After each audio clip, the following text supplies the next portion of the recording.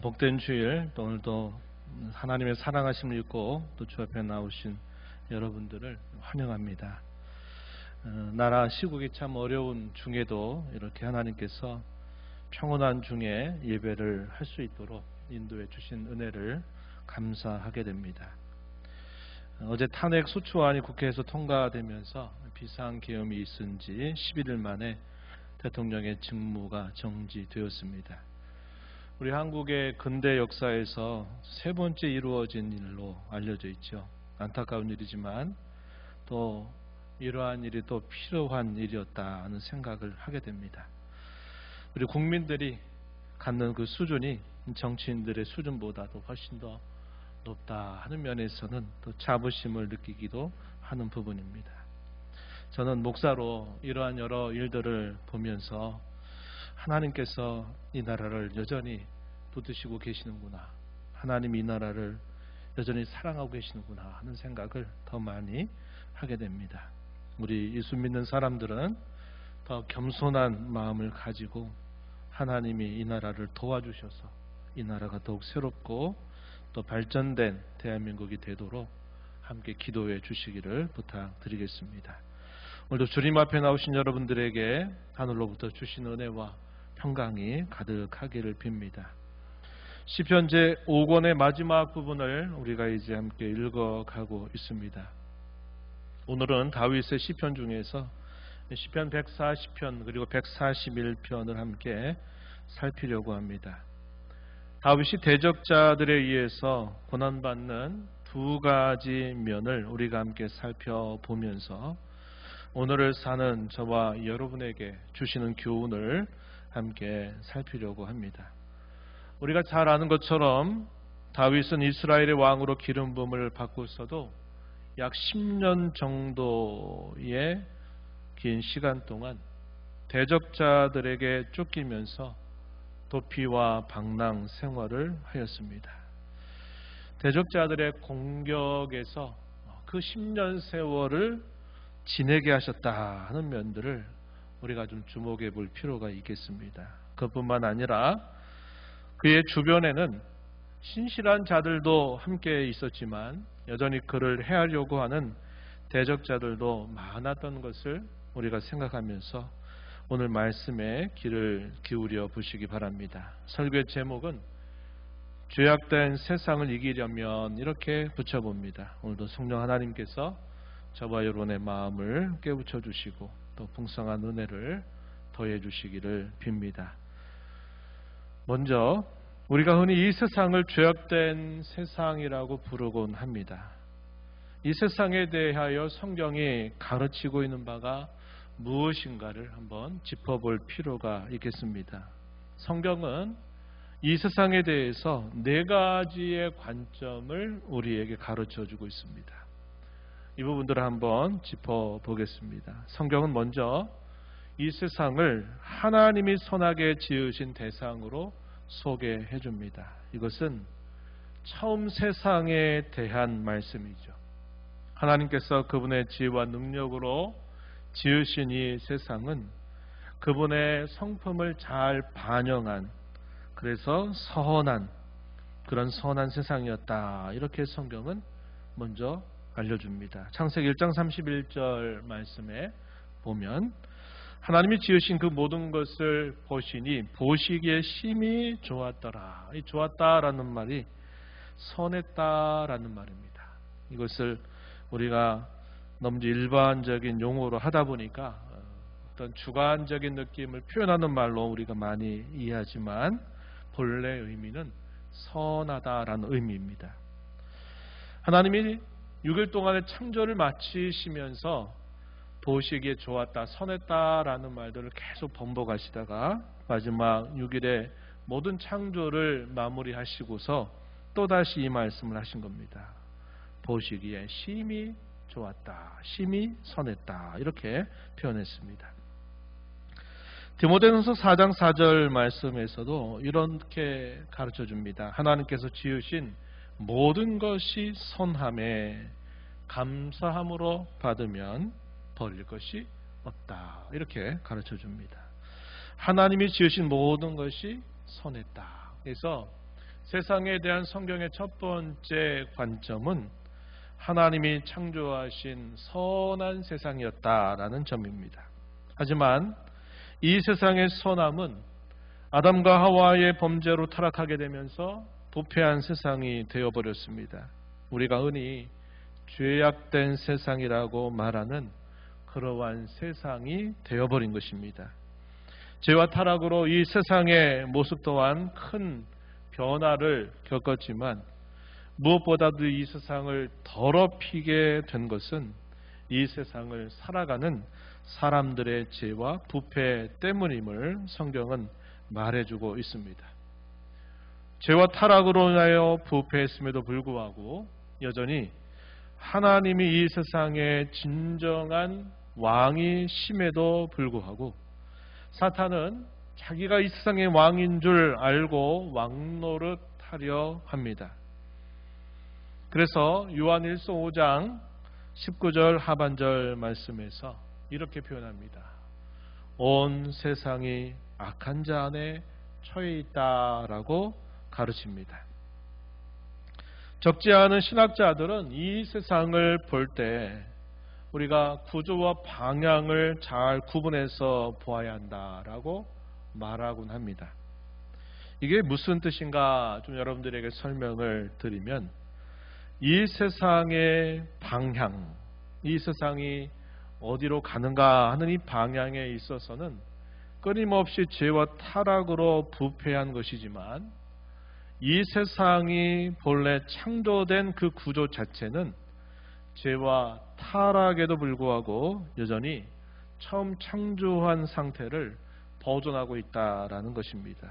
우리가 눈여겨볼 부분이다 이렇게 여겨집니다. 참고적으로 여러분들이 생각해 보시면 되겠어요. 그래서 이 세상이 부패했다, 죄악되었다라고 하는 말의 근본적인 의미는 이 세상을 살아가는 사람들이 죄와 부패로 해서 그들이 항상 죄를 짓는 일에 그들의 방향이 잡혀 있다는 겁니다.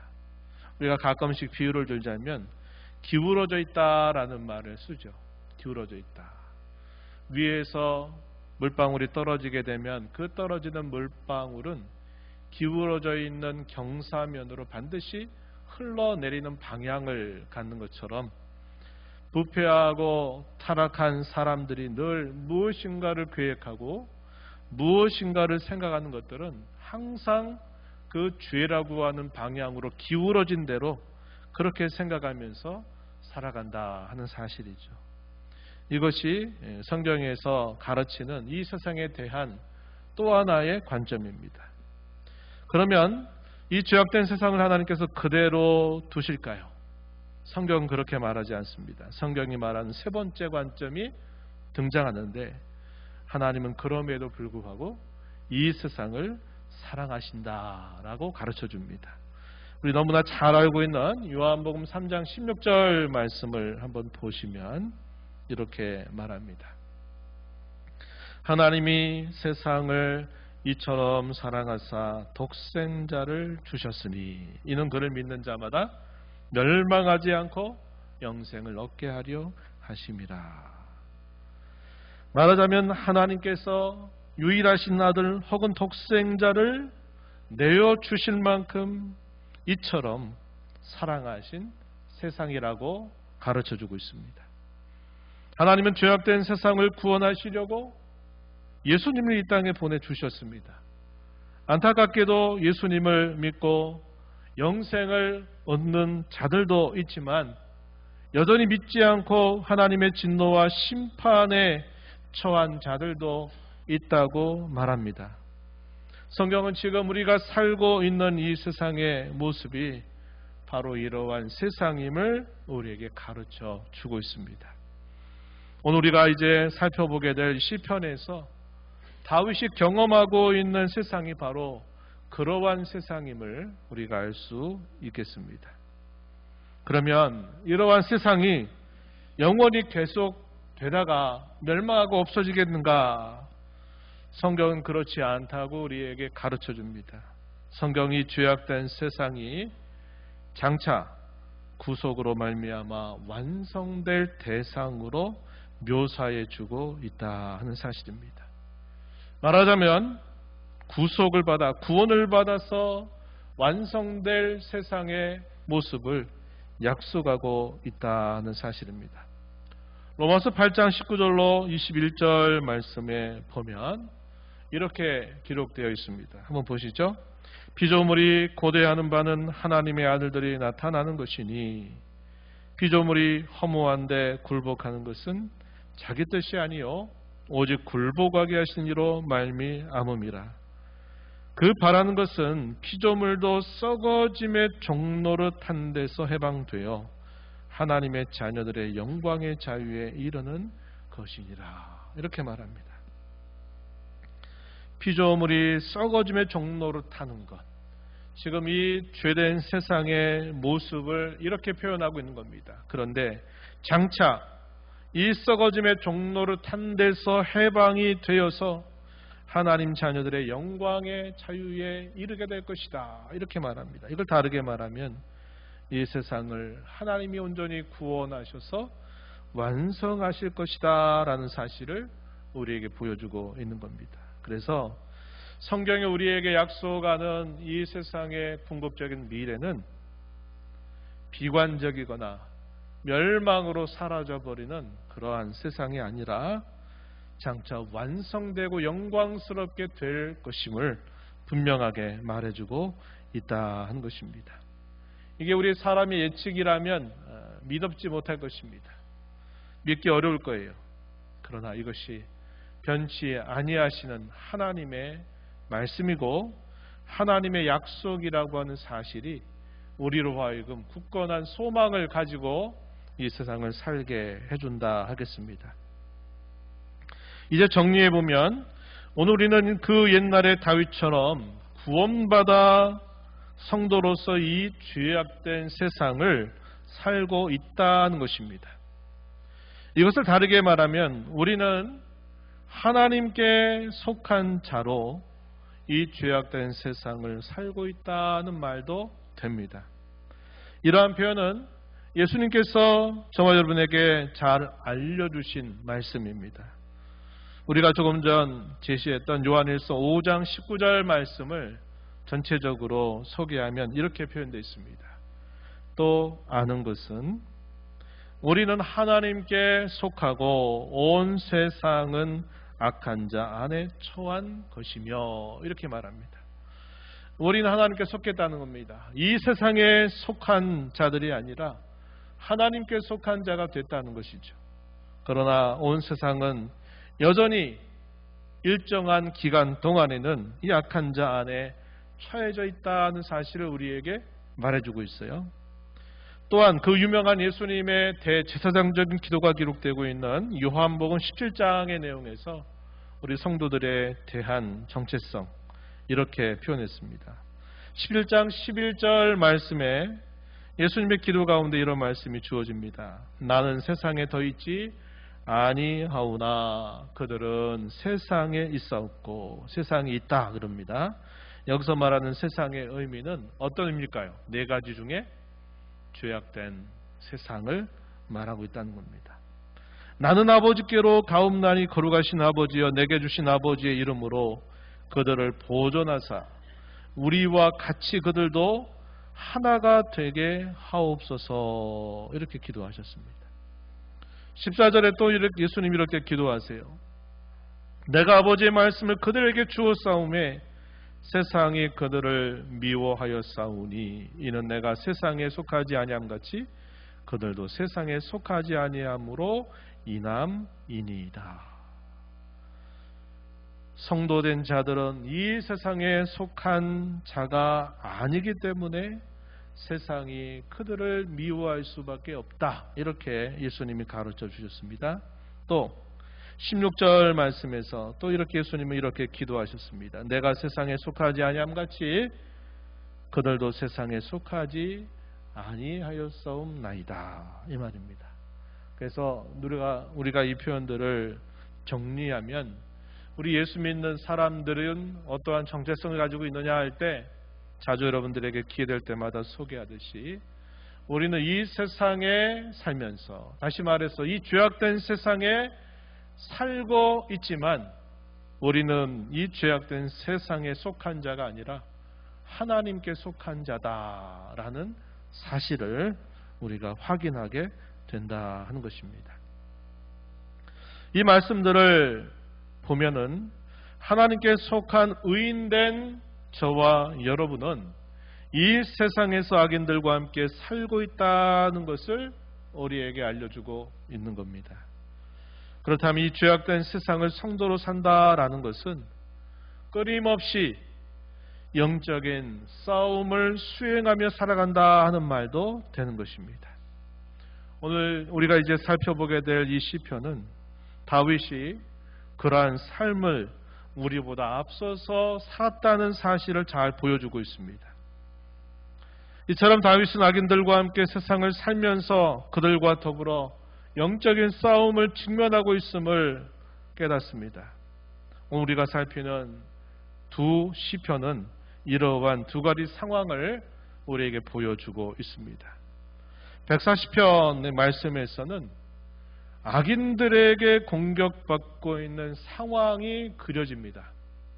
141편에서는 악인들과 섞여 살면서 그들에게 끊임없이 유혹을 받는 상황이 그려지고 있다 하는 것입니다. 순서대로 한번 살펴보겠습니다. 먼저 악인들에게 공격을 받고 있는 상황을 생각해 보겠습니다. 140편 2절과 3절 먼저 말씀을 보시면 이렇게 기록되어 있습니다. 그들이 마음속으로 악을 꾀하고 싸우기 위하여 매일 모이오며 뱀같이 그 혀를 날카롭게 하니 그 입술 아래에는 독사의 독이 있나이다. 다윗이 대적자들에 대하여 하나님 앞에 기도하며 아뢰는 고백이죠. 4절 하반절과 5절 말씀에 보면 또 이렇게 하나님 앞에 고백합니다. 그들은 나의 걸음을 밀치려 하나이다.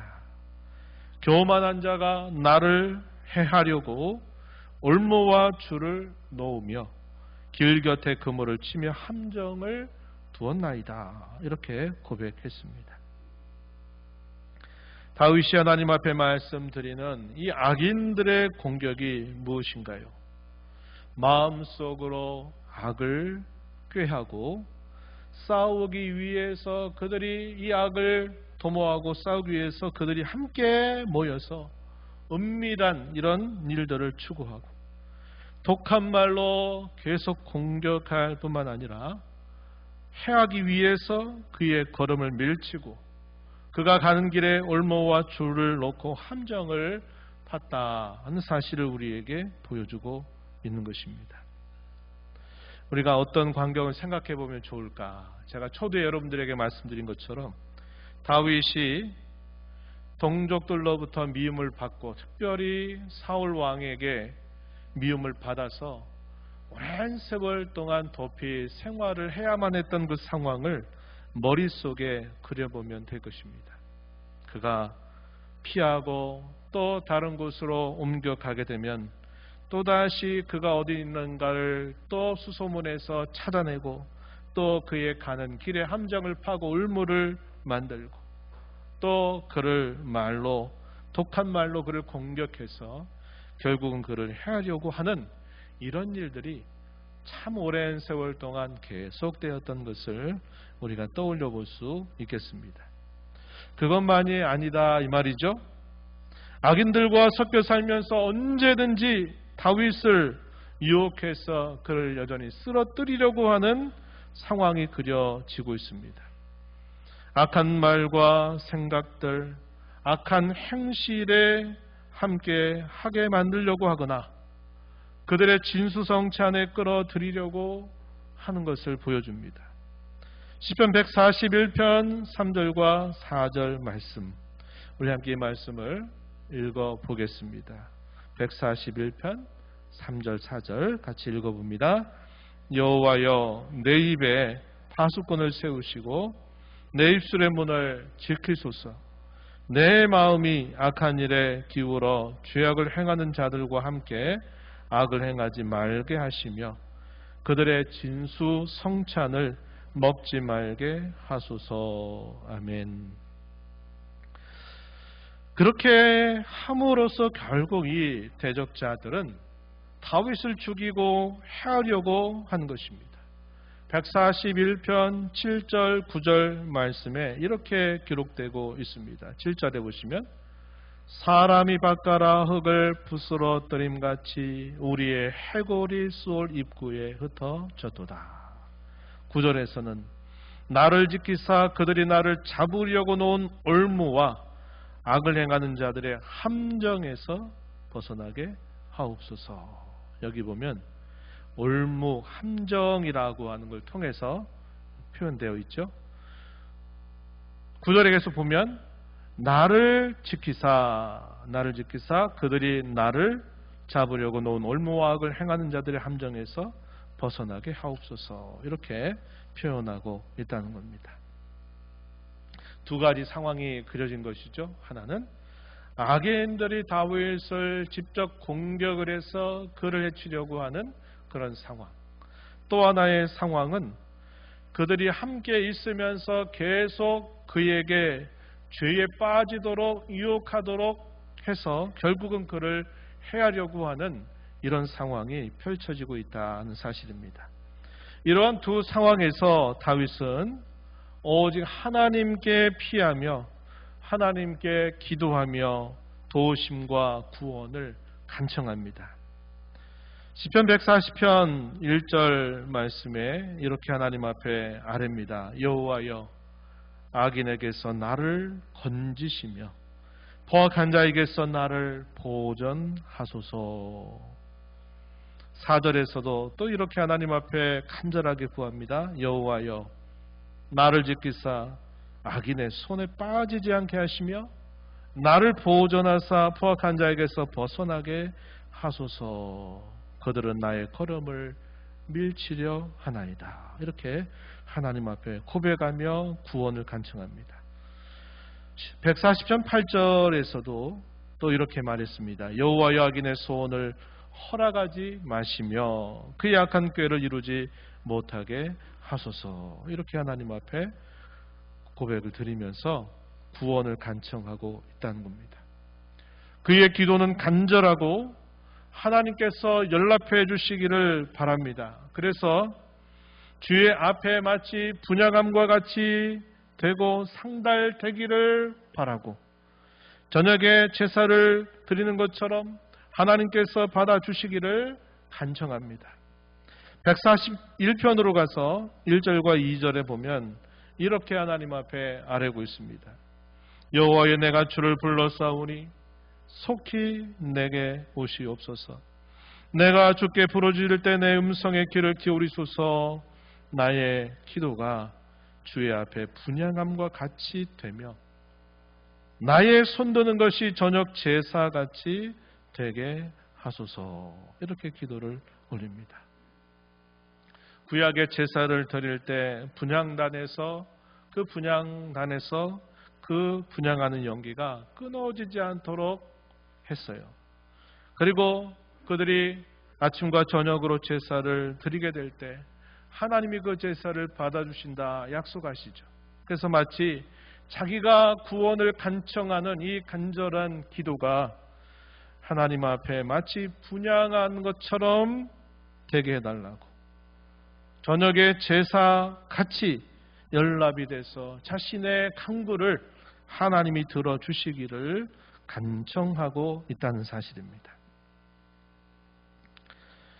다윗이 이렇게 간절하게 드리는 기도는 의심과 불안이 섞여 있는 그러한 기도가 아닙니다. 의심하고 구하는 자는 얻지 못할 것이다 라고 성경이 가르치죠. 그의 기도는 이런 의심과 불안이 섞여 있는 기도가 아니라 분명하고도 확실한 확신을 가지고서 하나님 앞에 드리는 기도였다 하는 사실입니다. 시편 140편 6절과 7절 말씀 거기 보시면 이렇게 표현되어 있습니다. 내가 여호와께 말하기를 주는 나의 하나님이시니 여호와여 나의 간구하는 소리에 귀를 기울이소서 하였나이다. 7절에서는 내 구원의 능력이신 주 여호와의 전쟁의 날에 주께서 내 머리를 가려 주셨나이다. 하나님께서 위급한 때 생명의 위협을 느끼는 그때에 하나님께서 그를 지켜주셨다고 하는 사실들을 고백하면서 하나님께서 자신의 간구에 귀를 기울여달라 이렇게 간청하고 있는 것입니다. 또 오늘 우리가 읽은 본문 말씀 140편 12절 13절 말씀에서도 이렇게 표현하죠. 내가 알거니와 무엇을 안다고 말합니까? 여호와는 고난 당하는 자를 변호해 주신다는 사실을, 궁핍한 자 가난한 자에게 정의를 베풀어 주신다는 사실을 나는 알고 있습니다. 이렇게 말합니다. 이건 뭘 말할까요? 자신의 살아온 긴 삶 속에서 하나님이 위기의 때마다 자신의 기도를 들어주시고 거기로부터 건져주셨다고 하는 사실들이 계속 쌓이고 쌓이다 보니까 자신이 또다시 자신이 위험에 처해 있을지라도 내가 이렇게 하나님이 기도할 때 하나님은 여전히 나를 지금도 더 나아가서는 앞으로도 하나님은 건져주신다는 이런 확신을 가지고서 하나님 앞에 기도하는 것입니다. 13절에서는 진실로 의인들이 주의 이름에 감사하며 정직한 자들이 주의 앞에서 살 것입니다 라고 이렇게 고백하는 이 내용 또한 분명한 확신을 가지고서 하나님 앞에 구원을 간청하고 있음을 잘 보여주고 있다는 것입니다. 우리가 살펴본 것처럼 다윗이 이러한 확신을 가지고 하나님 앞에 기도할 수 있는 이유는 뭘까요? 그가 살아온 오랜 세월 동안 경험한 하나님께서 베풀으시는 그의 구원이 계속 쌓이고 또 체험하게 되면서 하나님은 확실히 내게 이렇게 해주시는 분이시로구나 하는 사실을 그가 확실하게 믿고서 하나님 앞에 구할 수 있다는 것을 보여주고 있는 것입니다.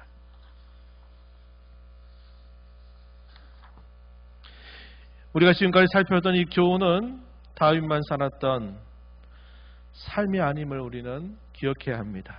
오늘 저와 여러분이 살고 있는 이 세상에서 역시 똑같이 벌어지고 있는 상황입니다. 오늘 이 살핀 말씀을 바탕으로 우리의 삶에 몇 가지로 적용하고 권면을 드리고자 합니다. 첫 번째, 우리의 삶을 인도하시는 하나님의 섭리를 우리가 잘 깨닫자는 사실입니다. 다윗이 살았던 삶이 어쩌면 우리와 많이 다른 특별한 삶일지 모릅니다. 그렇죠.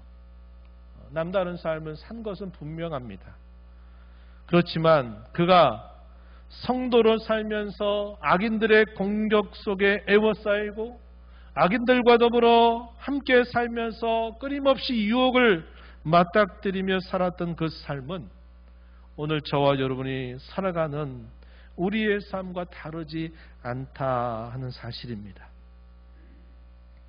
악인들의 거센 공격과 유혹을 벗어나서 구원받게 되면 그것으로 그런 과정이 끝나버린 것이 아니었습니다. 제가 초두에 말씀드린 것처럼 하나님이 다윗을 도피와 방랑의 생활을 하게 했던 것이 무려 10년 세월이었다 그랬어요.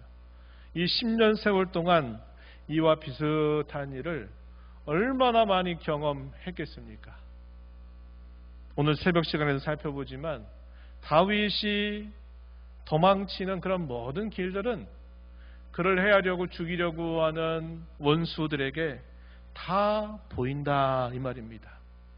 유다 땅의 그 지형이라고 하는 것이 남다른 특별한 지형을 가지고 있긴 하지만 다윗이 이곳에서 숨었다가 이곳에 있는 것이 발각이 돼서 그가 다음에 어디로 갈 것이냐 할 때 이스라엘 사람들이라면 다 아는 겁니다. 그래, 여기서 숨었다가 발각돼서 도망가면 어느 길로 가겠구나 하는 것들이 대략 예측이 돼요. 왜냐하면 숨고 피할 만한 곳들이 딱 어느 정도 딱 보면 보인다 이 말입니다. 그러니까 또다시 다른 곳으로 도망을 치게 되면 또 사울이 군사를 대동해서 그가 있는 곳을 또 찾아갑니다. 그래서 에워쌉니다. 그럼 다윗은 또다시 죽음의 위협을 또 느끼게 되는 것이고, 특별히 그가 굴에 숨어 있다 할 때는 절대절명의 위기죠. 숨소리만 들려도 피할 곳이 없는, 앞으로도 뒤로도 갈 수 없는 그런 상황을 맞닥뜨리게 된다는 겁니다. 그러한 상황이 한 번, 두 번으로 끝난 게 아니라 무려 10여 년 세월 동안 계속 되게 하셨다 하는 겁니다. 그래서 이 10여 년 세월, 물론 그것으로 끝난 것도 아니지만 적어도 그가 이런 원수들, 악인들의 공격을 피하여 그렇게 또 피하고 숨고 또 피하고 하는 일들이 10여 년 세월이 계속됐을 때는 이것이 끊임없이 반복되는 일이라는 겁니다. 공경과 위기에 처할 때 하나님 앞에 기도했더니 하나님이 그 절대절명의 위기에서 가까스로 드라마틱하게 구원해 주시면 그것으로 더 이상 없어야 되겠는데, 그런 삶이 조금 지나면 또 비슷한 상황을 또 맞닥뜨리면서 또 다윗은 기도할 수밖에 없게 되는 겁니다. 그럼 하나님께서 또 어떻게 하십니까? 위기에 처해 있는 다윗을 돌봐주셔서 그 위기로부터 또 벗어나게 하시는데, 이러한 삶을 10여 년 세월 동안 계속 살게 하셨다 하는 것입니다. 이렇게 하셨던 것은 하나님의 지혜로운 섭리라고 하는 사실을 우리가 깨닫는 게 중요하다는 것입니다.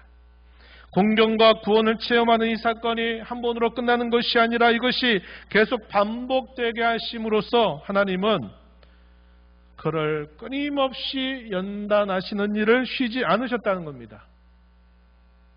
마치 담금질하는 것과 같다 그랬어요. 담금질.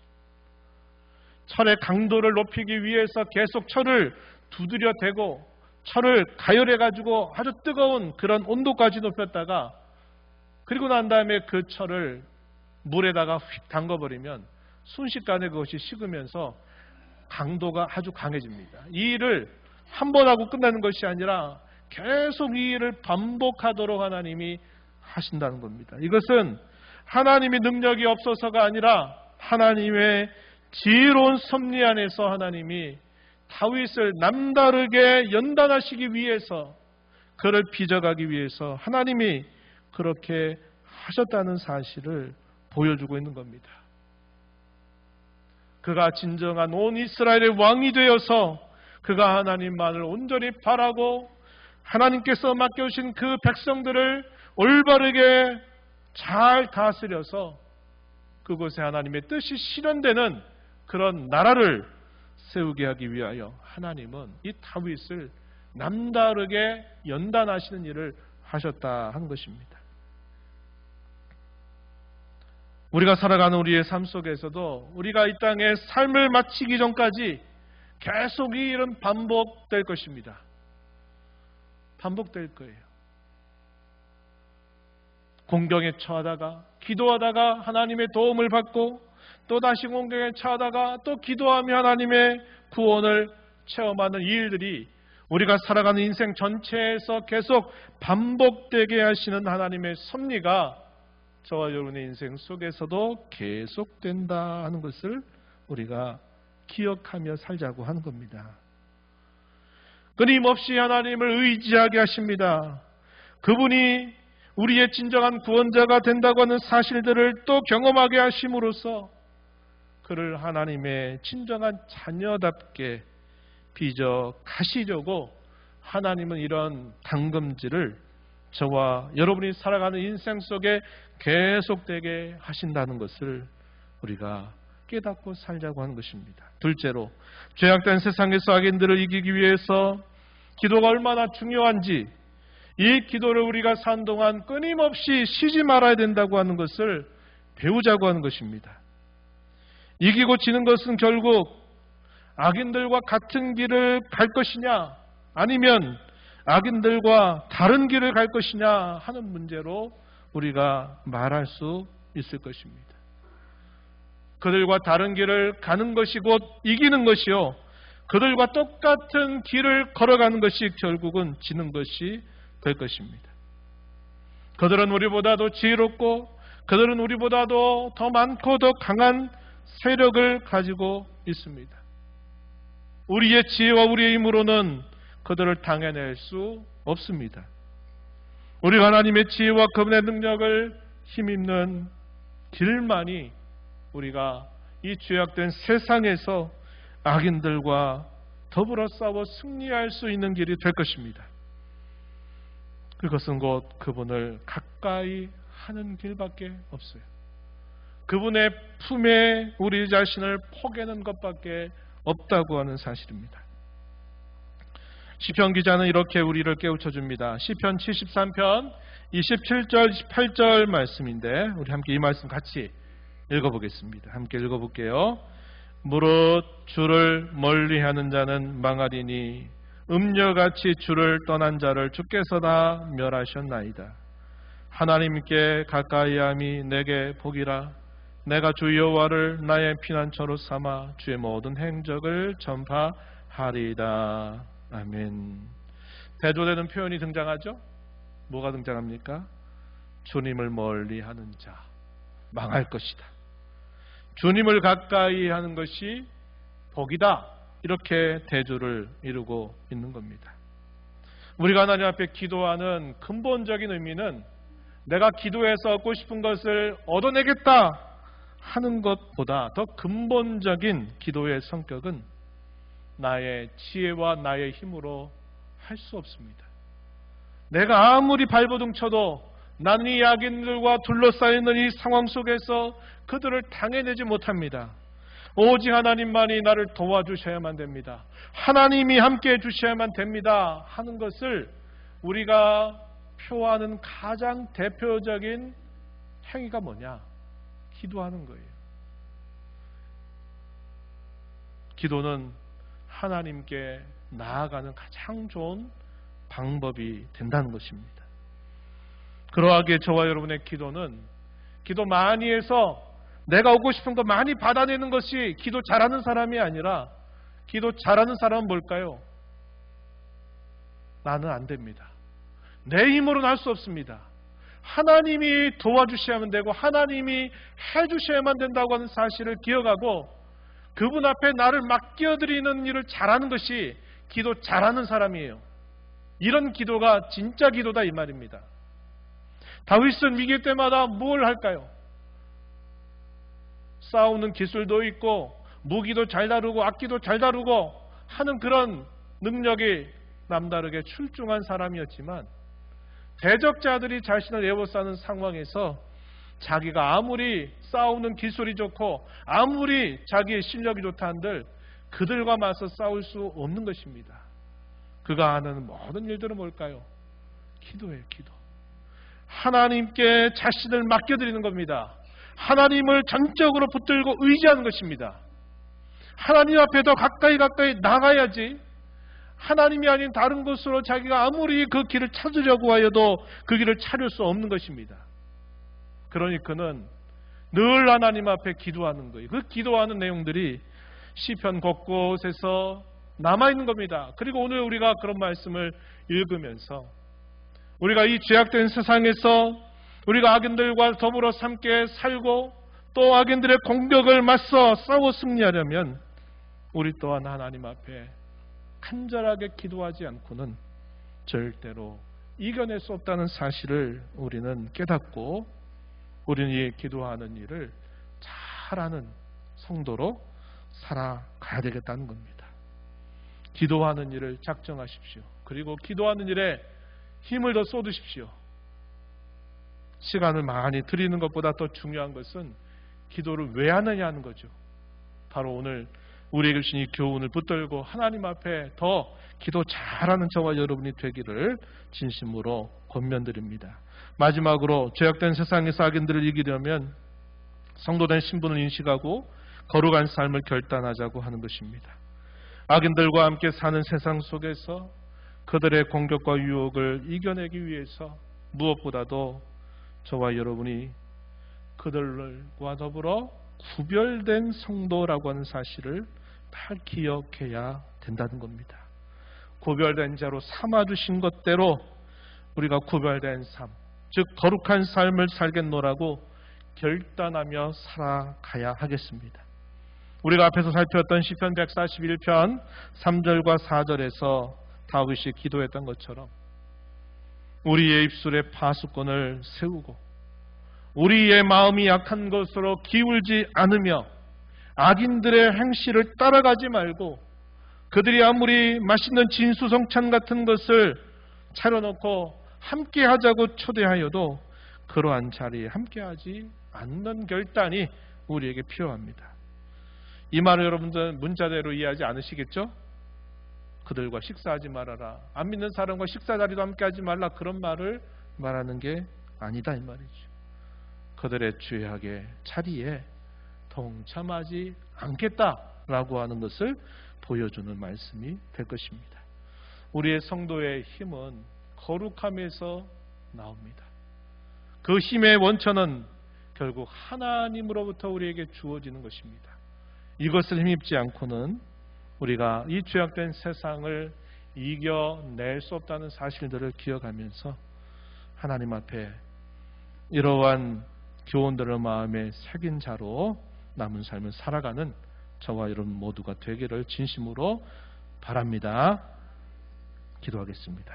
하나님 아버지, 흩어져 살았던 저희들을 불러주셔서 오늘도 하나님의 은혜의 보좌 앞에 세우시고 앞선 성도 다윗이 악인들의 많은 공격을 계속 당하고 악인들과 함께 살면서 많은 유혹을 또 받으면서 언제든지 그를 죽이려고 해하려고 하는 현실을 평생토록 살았던 삶을 저희가 함께 살펴보며 오늘 저희가 이 죄악된 세상에서 성도로 사는 삶도 그가 살았던 삶과 다르지 않음을 배웁니다. 하나님 아버지, 우리의 인생의 끊임없는 당금질을 통해서 저희를 빚어가시려고 하신 하나님의 섭리를 마음에 새기고 우리의 힘과 지혜와 능력이 아닌 오직 하나님께 가까이 나아가서 하나님의 은혜를 힘입지 않고는 이 죄악된 세상을 이길 수 없다는 사실들을 기억하고 하나님 앞에 늘 기도하는 일 잘하는 저희의 삶이 되게 하시고 저희를 구별하신 성도답게 거룩하여 구별된 삶을 살기 위해서 말과 생각과 저희들의 행실 이 모든 일들에 거룩한 삶을 결단하며 살아가는 저희가 되게 하여 주옵소서. 예수님 이름으로 기도하옵나이다. 아멘.